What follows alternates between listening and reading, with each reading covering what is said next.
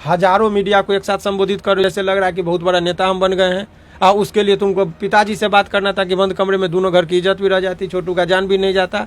लेकिन आप समाज को क्या मैसेज देना चाह रहे हैं कि हम इस तरह से अवैध काम को घर में करने लगे, हर घर में ये घटना होने लगेगी, तब तो हर लड़की कहेगी कि भाई हमको प्रेम है। अनेकों हमने 70 कोर्ट मैरिज हमने कराया है, तो भाई कोर्ट मैरिज नहीं कराएगा, लोग कहेगा हम बिना शादी के घर में बुलाते हैं बाबूजी। अब बाबूजी टुकुर टुकुर देखते रहे, भाई उसका टुकुर टुकुर देखता रहो, और पराया लड़का आएगा घर में, उसके साथ दुष्कर्म करेगा, कुकर्म करेगा किसी लड़की के साथ और चला जाएगा। समाज किस दिशा में जा रहा है। यदि हमको मारना रहता भाई साहब जान से, तो घर में कुदाली था, काट देते, टेंगारी से काट देते। गांव का हम ये नहीं करें कि हमको हथियार बाहर से, गांव में कुदाली कौन हर घर में होता है, खेत में कुदाली रहता है, खंती रहता है, कुछो घोंप के मार देता आदमी।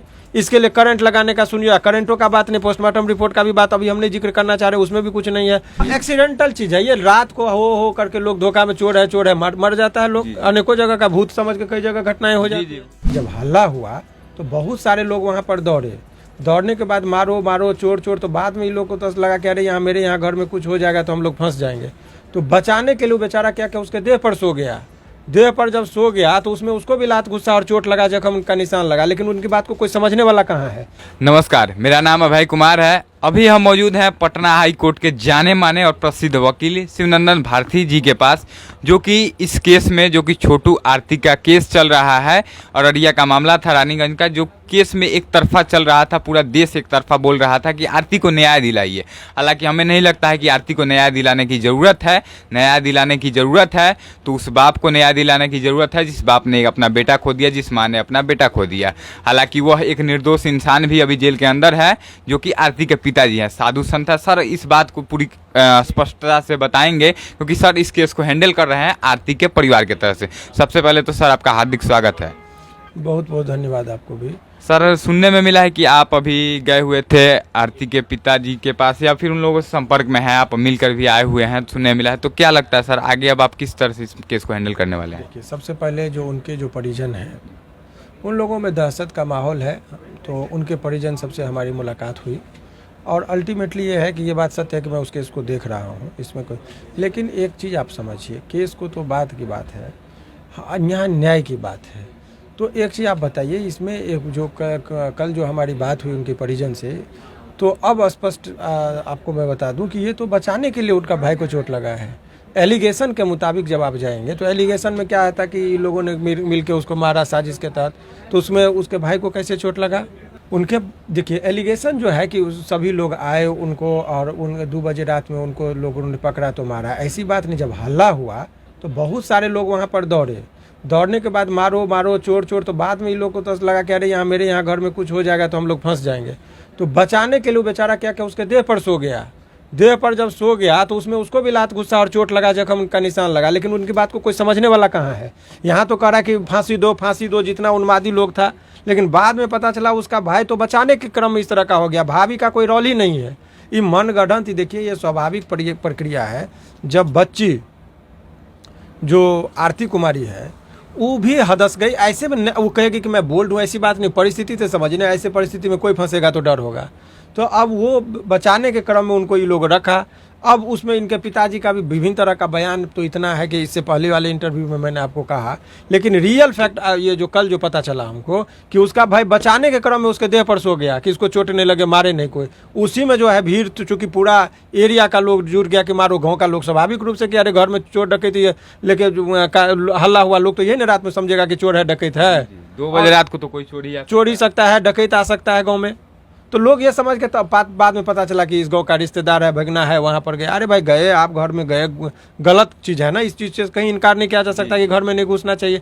यदि उसकी मौत, मौत का जहां तक सवाल है, तो मैं आपके चैनल के माध्यम से बता रहा हूं कि हमारे यहाँ जो है सो मानववध और हत्या और सदोष मानववध और हत्या जो हत्या की श्रेणी में नहीं है, इतने कैटेगरी का जो है सो अपराध का श्रेणी बनाया है। तो ये मानववध हो सकता है, समझ गए। और सदोष मानववध अलग चीज़ है जो बताएंगे। जैसे मानव के द्वारा मानव को जो मारा जाए, killing of human being by human being is called homicide. तो भाई होमिसाइड में कल्पेबल होमिसाइड का एक डिफिनीशन हम लोगों के यहाँ दिया गया है। मान लीजिए मानव के द्वारा मानव को यदि सदोष तरीके से माना जाएगा तो मानववध है। जैसे एक्सीडेंट में हो गया, हम मोटरसाइकिल चला रहे, मर गया कोई आदमी, तो मानव के द्वारा मानववध है, लेकिन वो मर्डर नहीं है। होमिसाइड में आएगा, कल्पेबल होमिसाइड में आएगा। मर्डर में है कि जानबूझकर जान मारने के इरादे से यदि आप किसी को मारते हैं और वो मर जाता है तब वो मर्डर की कैटेगरी में जाएगा। कहीं ना कहीं आपका कहना है कि एक्सीडेंटली हुई है। तो नहीं, तो ये कैटेगरी बना हुआ है। जो मैं बताना चाह रहा हूँ, आपके बहुत सारे समझदार लोग जो देख रहे हैं, देखिए एक होता है मानव सदोष मानव वध की, चलिए मानव के द्वारा मानव को मारा गया तो मानव वध हो गया, जिसको हमने कहा कल्पेबल होमिसाइड। तो भाई कल्पेबल होमिसाइड में एक्सीडेंटल भी हो सकता है। मानव के द्वारा मान लीजिए तो एक्सीडेंटल हो गया, मान लीजिए डॉक्टर किसी का ऑपरेशन किया, वो नस कट गया धोखा में, तो वो भी कल्पेबल होमिसाइड हो गया, वो मर्डर की श्रेणी में नहीं आएगा। मर्डर किसी जान मारने के नियत से यदि आप किसी को मारते और मौत हो जाती है, माथा में गोली मारे इसलिए कि मर जाए, तो मर्डर हो गया। लेकिन हमारा इरादा हमको किसी को लपड़ थप्पड़ से हम मार रहे हैं, मर गया, तो मर्डर नहीं होगा, वो मानव वध की श्रेणी में आ जाए, उसके लिए सजा का कम प्रावधान। कहीं ना कहीं एज ए प्लान अगर आप किसी को मारते हैं प्लान करके, नहीं मतलब मैं बोल रहा हूँ जैसे प्लान करके मारते हैं, जैसे सोच रहे हैं कि मार देना है मुझे इसको, और चाहे लड़ाई करना है, झगड़ा करना है, और अगर मर जाता है तो उसको हत्या कहा जाएगा। और यह जो हुआ है या अचानक हुआ है कि कोई दिखता है, अचानक भीड़ टूट पड़ती है और मर जाता है, तो एक्सीडेंटली हुआ, एक्सीडेंटल चीज है ये। रात को हो करके लोग धोखा में चोर है मर जाता है लोग, अनेकों जगह का भूत समझ के कई जगह घटनाएं हो जाती है, बहुत सारी घटनाएं। ऐसी चीजों को रात का समय था, वो बच्चा लोग नहीं समझा, उसको भी हम इसलिए बहुत ज़्यादा गलती नहीं देते हैं कि आदमी जब इमोशन में रहता है, ये अक्सर इस तरह का गलती कर बैठता है लोग। वो परिणाम से अवगत नहीं था, ना ही छोटू को परिणाम से अवगत था कि ऐसा भी हो सकता है कि हमारी जान जाएगी, तो नहीं जाता। ना ही आरती को मालूम होगा कि अरे हम बुलाएंगे तो इसका इतना दुष्परिणाम होगा कि ये होगा। ये लोग को भी मालूम नहीं था कि हमारे घर में इस तरह का, यदि हमको मारना रहता भाई साहब जान से, तो घर में कुदाली था, काट देते, टेंगाड़ी से काट देते। गांव का हम ये नहीं करें कि हमको हथियार बाहर से, गांव में कुदाली कौन किसान घर में होता है, खेत में कुदाली रहता है, खंती रहता है, कुछो घोंप के मार देता आदमी। इसके लिए करंट लगाने का सुनिए, करंटों का बात नहीं, पोस्टमार्टम रिपोर्ट का भी बात अभी हमने जिक्र करना चाह रहे, उसमें भी कुछ नहीं है।